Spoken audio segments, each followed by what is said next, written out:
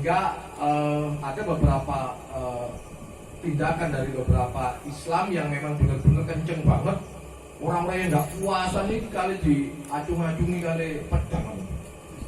Kasus di Solo, kasus di Sragen, kasus di Jakarta, dan semua. Ini yang menjadi kegelisahan saya. Jadi kewajiban yang pertama kali diturunkan sampai malaikat saja. Wes ojo melok-melok, ini urusan gue ini. Urusan Gusti Allah. Urusan Gusti Allah, gak usah melok-melok. Gak usah melok nyatet. Nyatet kok termasuk tak mau dari malaikat ada dari nopo bu. Ini yang menjadi kegelisahan. Wajibnya puasa atau begini, saya sedikit ingin menata pembicaraan. Sing poso iku yo gak usah ngelitisi wong poso. Gak usah gelisah harus kan ada puasa ning tetep ngerasa sing poso. Posomu sing ngono tok ae, posomu sing poso lambe tok, poso gak mangan tok, tapi kan itu yang dikritisi, yang barusan ngajikan, atau yang puasa juga mendakwahkan terhadap orang-orang yang tidak puasa tapi Islam. Betul lebih. Yeah. Jadi kita sempat memberikan katakanlah peringatan atau semacam nasihati. Ojo ngono kok, Mas yo gak poso. Memang gak puasa, tapi yang tadi yang saya dengar adalah sing poso, sing ngrasani sing poso. Seakan-akan posone iku mau ya kudu koyo mirip poso kuwi iki mau ngono. Ini nggih ngaten nggih pangapunten memang agak amburadul ya tapi poinnya banyak. Iya, poinnya banyak tapi masih dalam bab puasa tadi nggih pangapunten matur nuwun. Assalamualaikum. Waalaikumsalam. Niki mboten saged dimatikan nih. Urip pagi. Urip no.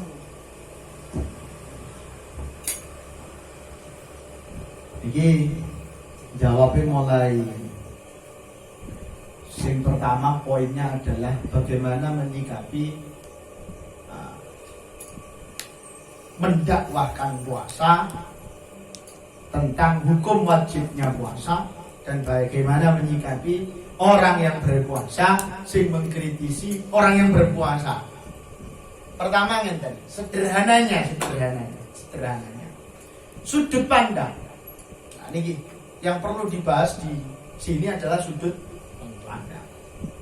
Sudut pandang orang yang berpuasa harus menghormati orang yang tidak berpuasa.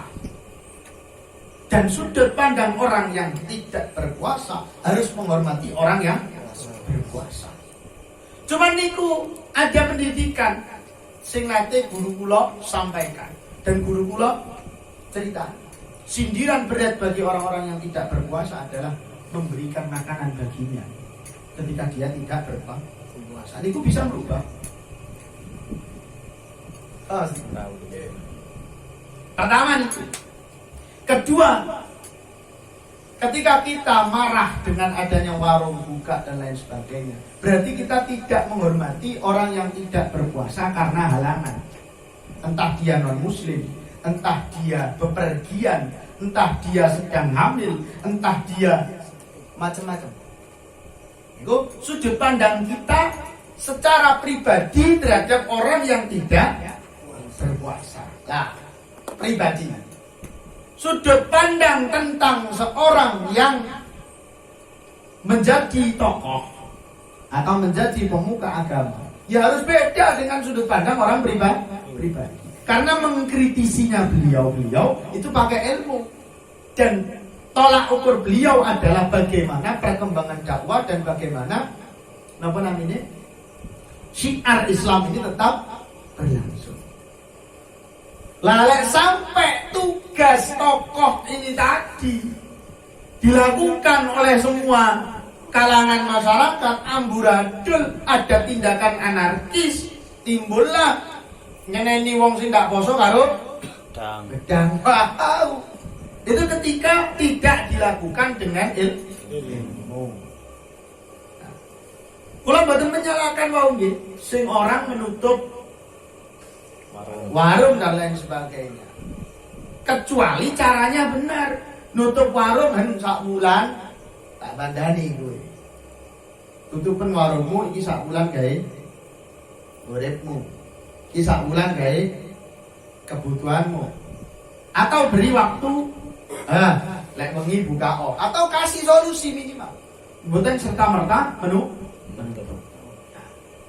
Pembahasan ini sudut pandang. Maka ketika kula ngomong yang seperti tadi, ngaji gawe awake dhewe, ojo sampai gawe ngoreksi iya. Maka bahasa itu sudah memotong bagaimana orang mengoreksi puasanya orang lain. Kita berpuasa mengoreksi puasa orang lain. Dan itu sudah memotong. Maka ngaji bab poso itu adalah ngaji untuk dirinya sendiri. Bukan ngaji kita yang kita dapat, alat yang kita dapat untuk mengoreksi orang lain. Kutiba bahasanya Pak Rasulullah bener, yaitu diwajibkan atas kalian. Yang mewajibkan siapa? Bahasa sederhananya ngoten. Yang mewajibkan itu adalah Gusti Allah. Ketika ada orang melanggar urusan ibadah mahdhah, jangan engkau menjadi Tuhan baginya. Ibadah mahdhah. Kalau kok menekankan seperti itu agar apa? Fokuslah ngurusi wong liya itu. Tentang sosialnya, tentang ibadah mutaaddinya yang ada kaitannya dengan orang lain. Bukan fokus ngurusi ibadah mahdhah yang mana itu tuntutan untuk pribadinya dengan Tuhannya. Sholat, ora usah ngurusi sholatnya wong bener apa salah. Sholatmu salah. Karena kita tidak punya kapasitas kecuali ada yang di bawah naungan kita. Contoh, nggak ada yoga, itu di bawah naungan kita. Nggak ada murid di bawah tanggung jawab dan naungan kita. Nggak ada bojo di bawah tanggung jawab dan naungan kita. Wes terlalu ada. Lalu apa kata wong liya bareng? Paham maksudnya? Kecuali pemerintah berhak sumpami. Nah niki kapasitasnya. Bahas tentang kapasitas. Seumpami pemerintah menerapkan peraturan lek Ramadan warung wajib tutup, bisa. Seperti halnya lagi pemerintah menerapkan peraturan kabeh wong Indonesia wajib cadaran, boleh. Kapasitasnya sesuai enten Imam Syafi'i yang mewajibkan cadar. Balai pancen Syafi'i bener. Maka cadaran itu wajib hukumnya. Nah sing mboten cadaran itu Hanafiyah. Dan terus kok mboten cadaran? Ya gak apa-apa. Masa lagi ana sing bener no. Paham ya lagi. Nah ini bahas mungkin apa niki pembahasan jadi konsumsi sesuatu nih. Konsumsi membedakan. Itu dipilah-pilih gitu. Pembahasan ini. Intinya apa? Dari kacamata pribadi, maka puasa itu urusannya Gusti Allah. Bukan kacamata syiar lagi. Kacamata pribadi. Jadi jangan sampai awak dhewe ngurusi posone wong liya. Kecuali yang jadi tanggungan atau tanggung jawab kita sendiri, juga dan lain sebagainya. Nah, niku harus cerdas menyikapi. Kenapa? Karena ketika tidak seperti itu, maka efek dampak yang terjadi niku lebih membahayakan daripada menjaga syiar itu sendiri. Maka menjaga syiar itu harus dilakukan bil ma'ruf. nahi mungkar itu harus dilakukan bil ma'ruf. Amar ma'ruf, nahi mungkar itu harus dilakukan dengan ma'ruf. Tidak boleh dilakukan dengan mungkar. walaupun nahi mungkar tapi ra oleh. Lek carane mungkar malah nek mungkar loro niku. Paham? Maka amar ma'ruf dan nahi mungkar itu harus dilakukan secara ma'ruf. Karena nopo enten kaidah fikih yang mengatakan bahwa darul mafasid muqaddam ala jalbil masalih. Ini kaidah sederhana tapi mampu menjawab. Napa artinya darul mafasid? Meninggalkan sesuatu yang menimbulkan potensi mafsadah, merusak, potensi dampak negatif. Meninggalkan sesuatu yang berpotensi dampak negatif atau mafsadah, merusak, itu lebih diutamakan daripada memperbaiki sesuatu. Daripada memperbaiki puasa seseorang, panggil, lebih baik kita mengutamakan memikirkan dampak buruk ketika kita mengingatkan atau memperbaikinya. Potensi anarkis, potensi menggolimi, potensi ini lebih harus dipikirkan daripada mendahulukan kebaikan, mendahulukan jalbil masoleh, menyebar kebaikan, menarik kebaikan, mengajak kebaikan. Maksa.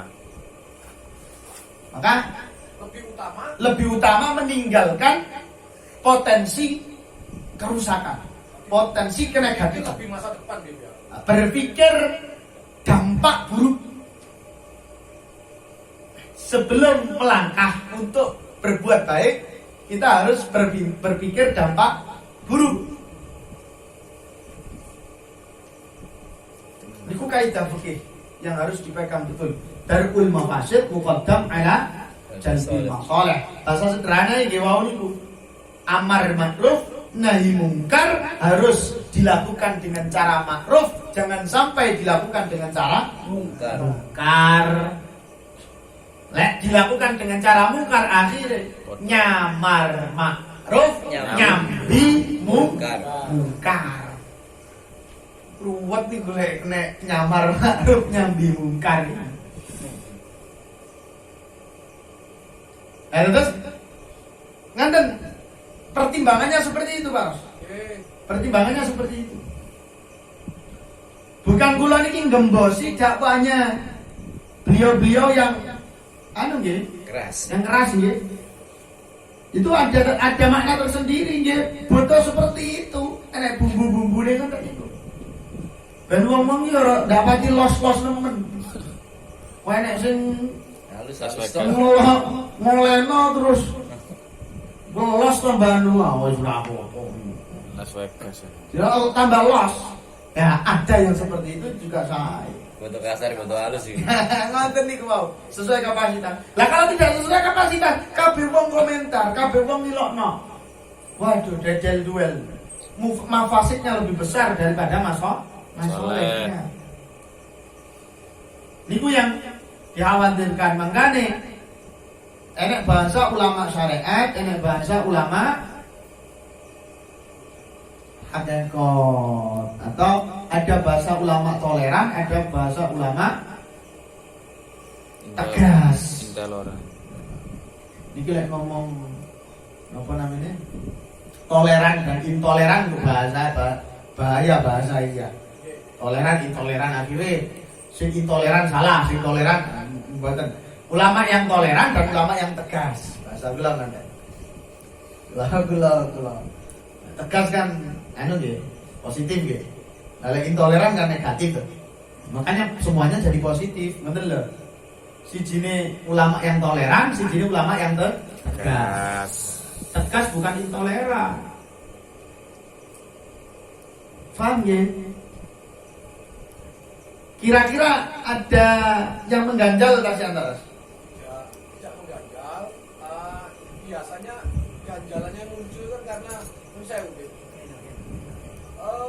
Badan apa? ya tadi itu kan saya anggap yang jenengan Sanjang di luar tadi kan yang katakan bahwa perlu ada yang seperti itu gitu. Nggih, betul. Itu kan yang menjadikan saya seakan-akan memilih hitam putih gitu. Nggih. Padahal juga tidak hitam putih, ada yang abu-abu.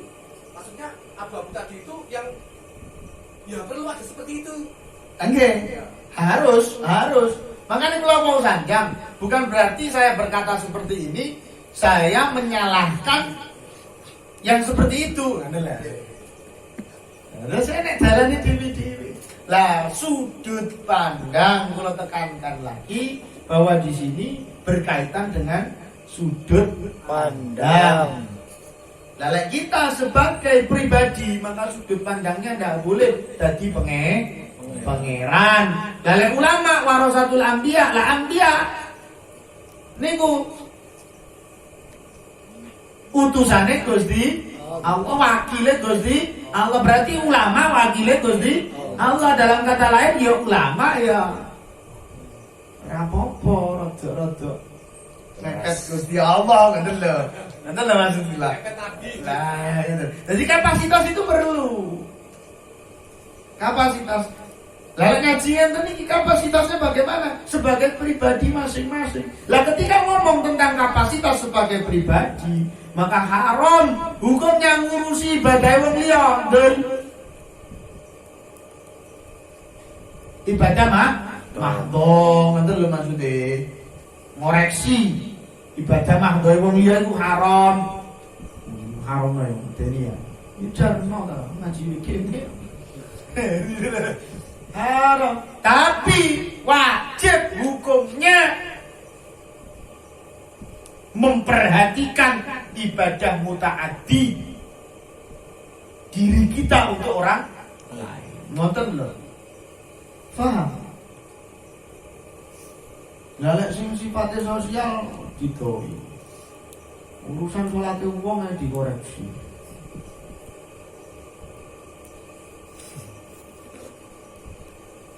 Nah, pulau kok ditangekno sebulut tanggunganku.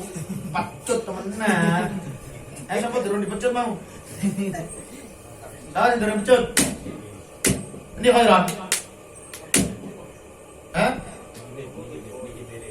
Ngene. Kata. Kapan tok iki? Sangat cikun mul. Sampai kapan? Nah, di papat ya. Wis kan mana ta?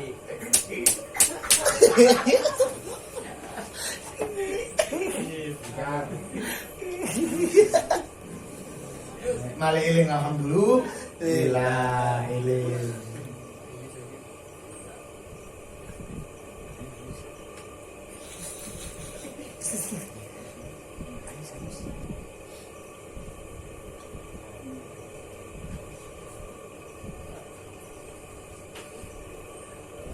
Kanjeng Nabi itu selalu beda perlakuan.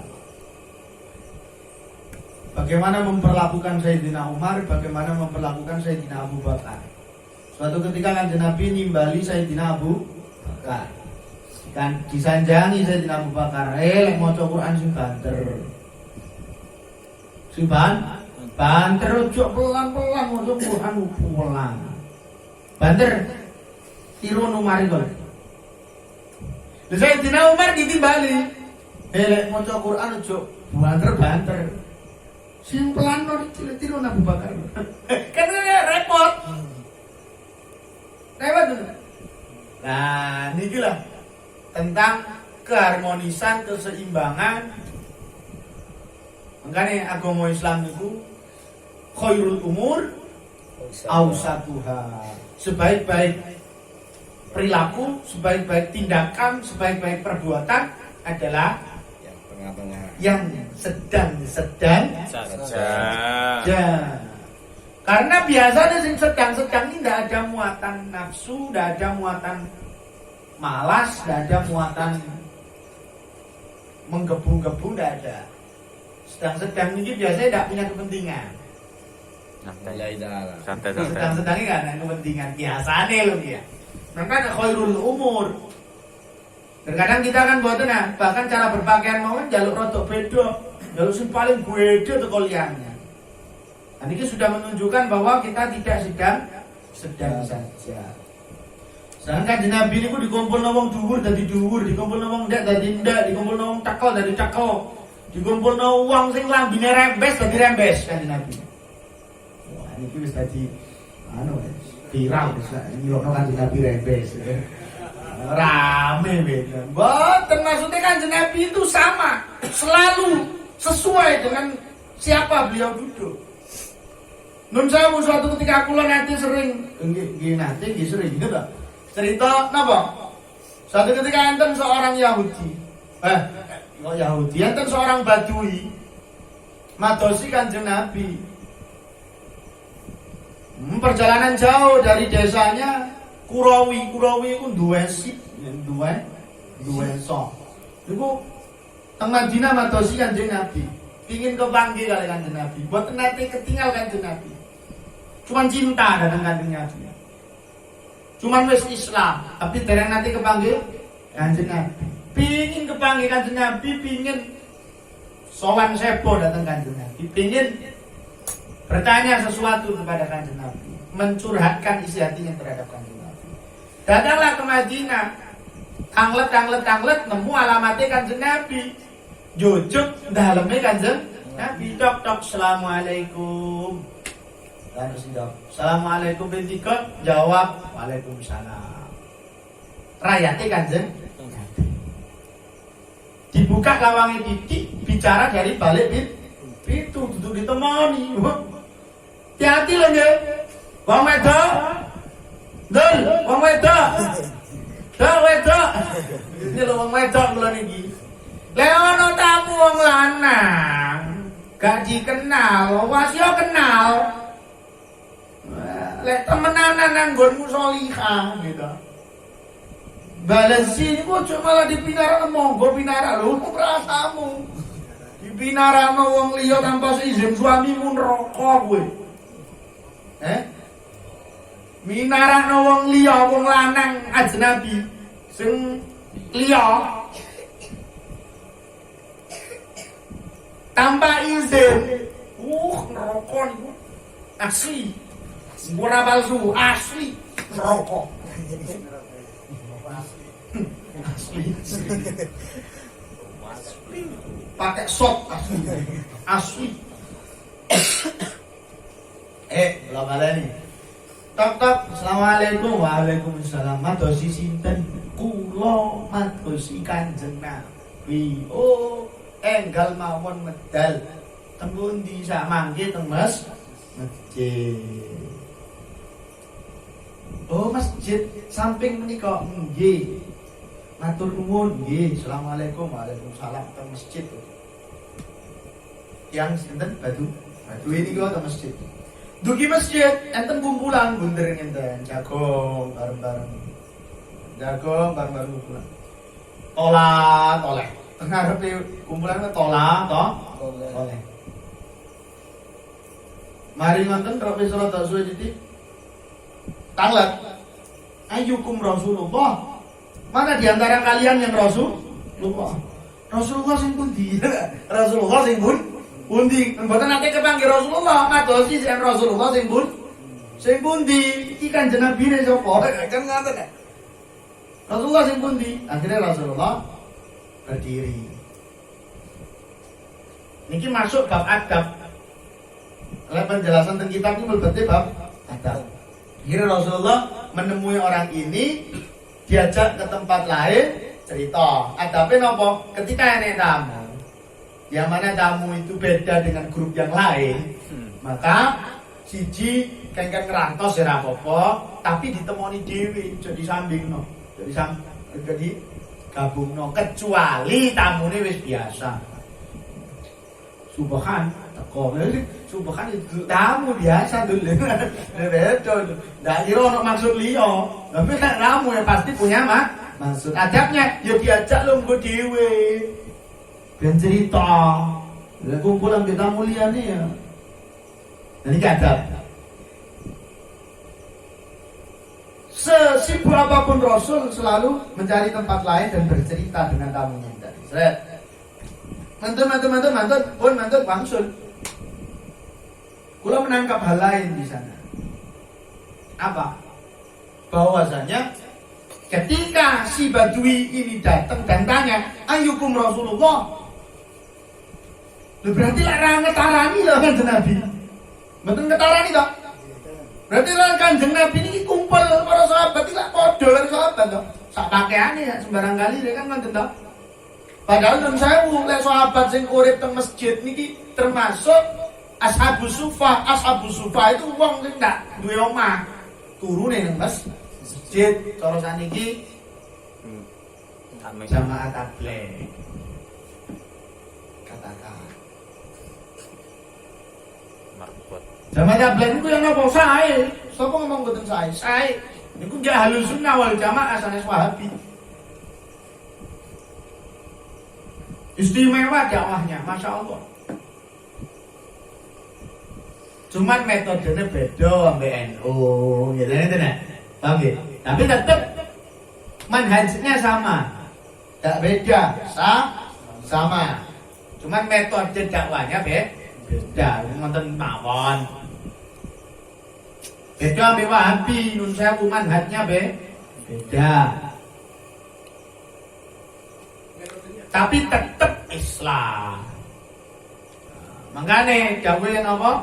Saudaramu yang bukan sesama Islam adalah saudaramu sesama tanah air, setanah air. Dan saudaramu yang bukan setanah air adalah saudaramu sesama manusia. Maka tidak ada alasan untuk saling membenci. Tapi dulur kok.